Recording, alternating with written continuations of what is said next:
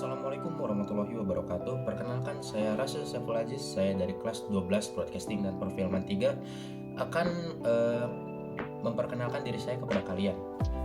Ya, barusan saya sudah mengenalkannya pada diri kalian. Karena ini videonya dibagi menjadi 3 segmen, jadi mohon maaf banget saya harus menjelaskannya setelah saya memperkenalkan diri saya. Oke, biar fair aja kita kenalan lagi lah ya. Perkenalkan, nama saya Rasul Saiful Aziz. Saya dari kelas 12 Broadcasting dan Perfilman 3. Broadcasting dan Perfilman 3 itu bukan merupakan sebuah tagline, tapi itu adalah jurusan yang saya ambil di SMK saya ya.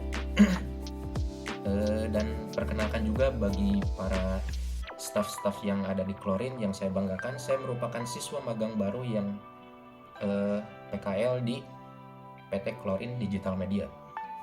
Seperti itu. Oke, kita langsung aja lanjut ke segmen kedua. Oke, kita sudah masuk ke segmen kedua. Di segmen yang kedua ini kita bakal menjelaskan beberapa hal tentang animasi, dan yang diantaranya merupakan 12 prinsip animasi. Apa itu 12 prinsip animasi dan apa yang kalian tahu tentang prinsip-prinsip animasi? Mungkin kalian masih agak sedikit bingung, dan mungkin ada beberapa orang juga yang baru mendengar kenapa animasi itu harus memiliki prinsip. Oke, sebelum lanjut ke 12 prinsip animasi, alangkah baiknya kalian tahu apa itu animasi. Animasi itu merupakan sebuah gambar dari sekumpulan frame yang berisi gambar yang seolah-olah menciptakan gambar itu terlihat hidup, seperti itu. Itu singkatnya tentang animasi ya. Dan itu merupakan sebuah animasi tradisional tentu saja. Dan kita juga tahu bahwa animasi itu banyak jenisnya, dan salah satunya itu merupakan motion graphic, animasi 2D dan animasi 3D dan lain sebagainya. Kalian bisa mencarinya sendiri di Google, dan karena di sini waktunya tidak banyak dan maksimal hanya 7 menit, saya akan menjelaskan 12 prinsip animasi ini sesingkat mungkin. Oke, kita masuk ke 12 prinsip animasi. Dan yang ke-1 itu adalah solid drawing. Apa itu solid drawing? Singkatnya, solid drawing itu adalah pengetahuan anatomi tentang rangka, komposisi, berat, dan juga keseluruhan yang ada pada suatu objek yang ada di animasi tersebut, seperti itu. Yang kedua itu adalah timing dan spacing. Apa itu timing dan spacing? Timing itu sendiri itu merupakan kapan si objek yang ada di dalam animasi tersebut akan bergerak, seperti itu. Dan untuk spacing itu sendiri itu adalah mau seberapa cepat si orang tersebut atau objek yang ada di animasi tersebut akan bergerak gitu. Jadi intinya spacing itu kayak semacam perlambatan atau percepatan di dalam suatu objek animasi, seperti itu. Yang ketiga adalah squash and stretch. Apa itu squash and stretch di dalam animasi? Squash and stretch merupakan sebuah upaya untuk melenturkan suatu objek yang ada di animasi, dan biasanya squash and stretch ini itu diterapkan kepada bola yang akan memantul ketika objek tersebut menyentuh tanah, seperti itu. Yang keempat itu adalah anticipation. Apa itu anticipation? Seperti pada namanya, antisipasi. Antisipasi ini sendiri di dalam sebuah animasi itu ketika sebuah objek akan melakukan aksinya, itu pasti ada ancang-ancangnya dulu nih. Nah, seperti itu. Yang kelima itu adalah slow in dan slow out. Apa slow in dan slow out? Oke, kita bakal bagi saja menjadi dua ya. Apa itu slow in dan apa itu slow out. Oke, untuk slow in itu sendiri itu merupakan sebuah benda yang percepatannya lambat di awal dan di akhir dia itu menjadi cepat gitu. Jadi upaya ini diterapkan kepada animasi agar terlihat lebih realistik saja sebetulnya, agar si benda yang dimasukkan ke dalam animasi tersebut terlihat lebih nyata, lebih hidup, dan juga realistis tentunya. Dan kalau slow out itu sendiri itu kebalikannya, kayak slow in, kebalikannya itu dari slow in. Kalau slow in itu awalnya lambat jadi cepat, kalau slow out itu dari cepat menjadi lambat, kayak gitu. Yang keenam itu adalah arcs. Apa itu arcs? Arcs itu kayak gerakan netral yang terjadi pada manusia pada umumnya, kayak gini.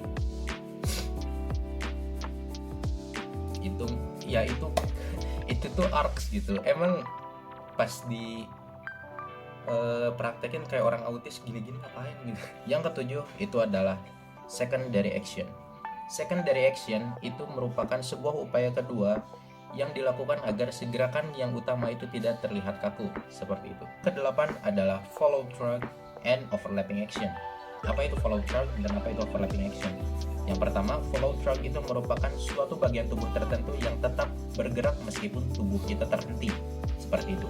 Untuk yang kedua, apa itu overlapping action?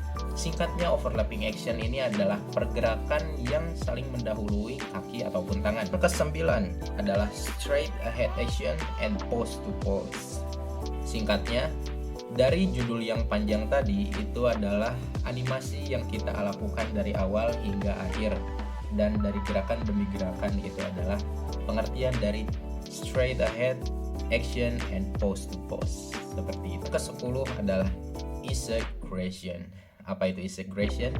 Singkatnya, itu adalah suatu gerakan yang terlalu dilebih-lebihkan atau terlalu mendramatisir lah ya istilahnya. Yang ke-11 itu adalah staging. Apa itu staging? Staging itu singkatnya merupakan penambahan suatu lingkungan ke dalam suatu scene tertentu agar untuk mendukung suasana atau mood yang kita inginkan di dalam sebuah animasi itu, seperti itu. Yang terakhir adalah appeal.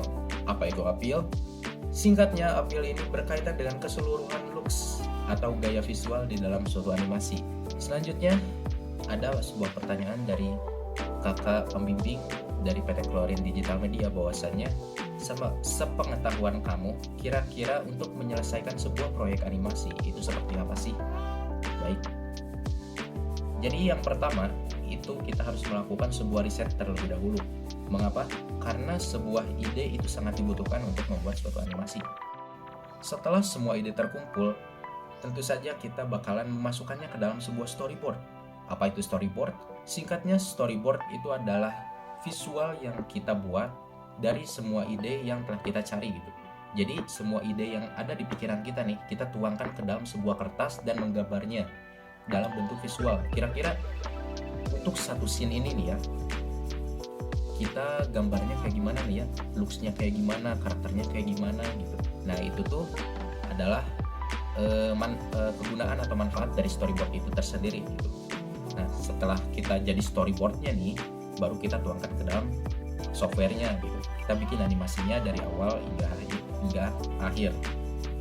Nah emang kalau ngomong mudah sih ya, animasi itu bikin dari awal hingga akhir, tapi pada kenyataannya animasi itu emang cukup sulit, terlebih lagi kalau animasinya itu 2D atau animasi tradisional, karena kita harus gambar per frame, yang dimana kalau framenya itu sampai ribuan gitu ya, wah gila sih.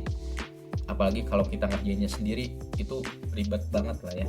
Jadi kita gak bisa anggap enteng bagi mereka yang suka membuat animasi. Setelah animasi selesai dibuat, itu kalian jangan simpan saja di galeri. Lebih baik kalian upload ke platform yang kalian punya di media sosial seperti YouTube, Instagram, Facebook, ataupun platform yang biasa kalian pakai untuk main media sosial ya. Tujuannya itu agar kalian memiliki portofolio di dalam Instagram kalian, gak kosong melompong ya. Nah, dengan harapan kalau misal ada orang yang mau order animasi ke kalian, itu lumayan kan, bisa jadi cuan. Dan bagi kalian yang mungkin masih SMA atau masih belum kerja lah ya, itu bisa dijadikan sebagai ladang cuan bagi kalian. Baik, dari sekian banyaknya segmen, kita telah masuk ke segmen yang terakhir. Oke, di segmen yang terakhir ini adalah tentang diri kamu sendiri nih. Begitu. Baik, langsung aja kita ke pertanyaan yang pertama, itu adalah hobi untuk mengisi waktu luang. Hobi aku itu adalah nge-gym, olahraga, dan juga ngedit. Yang kedua itu adalah minat di posisi tertentu dalam tim animasi dan motivasinya. Saya minat di editing, dan motivasinya itu adalah karena saya melihat editan orang luar dan juga orang yang ada di negeri ini itu cukup bagus, dan mereka bersaing di suatu platform tertentu gitu ya. Contohnya di YouTube ataupun di Instagram, saya melihat mereka editannya bagus-bagus gitu. Itu setidaknya yang memotivasi saya saat ini gitu. Oke, yang ketiga itu adalah keahlian software yang disukai. Kira-kira software apa saja yang saya sukai? Itu adalah Adobe After Effects dan juga Adobe Premiere. Kalau misal ada nominasi software terbagus saat ini yang saya pakai, itu ya After Effects gitu kan, karena toolsnya yang cukup ribet tapi bagus juga sih. Oke, lanjut. Tunjukkan satu portofolio terbaikmu. Portofolio terbaik saya itu ada di YouTube dan di channel sekolah sih. Namanya itu, nama filmnya ya, portofolio saya itu film ya. Nama filmnya itu adalah Stoicism. Kalian bisa cek di YouTube sekolah saya nanti, ini nih ya, ini nama channelnya. Oke, lanjut. Harapan setelah PKL. Harapan saya setelah PKL itu berharap saya bisa menjadi orang yang baik, orang yang lebih produktif lagi, dan juga orang yang bisa cekatan untuk menangani beberapa proyekan dari PT Klorin Digital Media gitu. Oke, lanjut. Kelebihan dan kekurangan maksimal 3 masing-masing. Baik, untuk kekurangan saya itu adalah yang pertama, saya kurang dikerja sama tim, saya orangnya terkadang belak-belakan, dan yang terakhir itu saya kadang kalau ngejokes itu suka nggak lihat. Dan untuk kelebihan saya sendiri, saya itu orangnya mungkin suatu saat bisa produktif. Yang kedua, saya orangnya mungkin cukup ramah sama orang lain. Dan yang ketiga, saya juga orangnya itu gimana ya ngejelasin. Saya tuh orangnya bisa bisa dekat dengan orang lain tanpa harus nyebutin nama. Itu sebuah kelebihan bagi saya. Saya bisa kenal sama orang itu tapi gak usah nyebutin nama gitu loh. Itu salah satu keahlian saya sih menurut saya. Baik, pertanyaan selanjutnya itu adalah rate seberapa siap kamu PKL di Klorin dari 1 sampai 10. Baik, kalau semisal rate, saya mungkin bakal rating di angka 5/10 lah ya. Karena 5 sisanya lagi itu nanti bakal saya kasih rate setelah saya selesai PKL lah ya. Jadi untuk 5 ratingnya yang sekarang itu cuma buat awalannya doang lah ya. Itu bukan hasil akhir dari rating yang sebenarnya. Oke. Yang terakhir, berikan kata-kata motivasi atau pesan untuk rekan PKL yang lain. Baik, untuk kata motivasi dari saya lah ya, itu kalian jangan terlalu bergantung pada motivasi. Itu motivasi yang saya bisa berikan untuk kalian. Kenapa? Karena jika hidup kalian itu terlalu bergantung kepada motivasi, saya yakin suatu saat kalian gak bisa bergantung kepada prinsip yang kalian pegang saat ini gitu. Bisa saja motivasi yang saat ini kalian pegang itu rusak seketika, dan pada saat itu juga kalian gak bisa memegang prinsip dan keyakinan yang kalian pegang selama ini gitu. Jadi kalian sempat dengar gak orang yang ngomong kayak gini, motivasi tanpa aksi itu merupakan sebuah ilusi. Nah, kira-kira seperti itulah ya. Kalau misal kalian terlalu bergantung kepada sebuah kata motivasi tanpa mempertimbangkan action yang kalian punya gitu, sehingga ya kalian percuma memotivasi diri kalian sendiri kalau misal kalian sendiri itu gak ada aksi gitu. Singkatnya seperti itulah ya. Baik, dari sekian banyaknya segmen, dari 1 sampai ke 3 segmen, kita sudah sampai di penghujung video.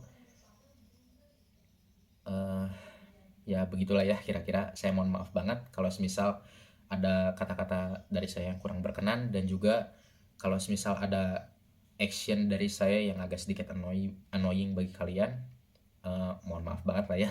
Saya juga agak gugup sebetulnya orangnya, jadi terkadang kegugupan saya ini suka menjadi pengganggu bagi orang lah ya. Saya mohon maaf nih ya kalau misalkan terganggu. Baik, wabillahi taufik wal hidayah. Wassalamualaikum warahmatullahi wabarakatuh.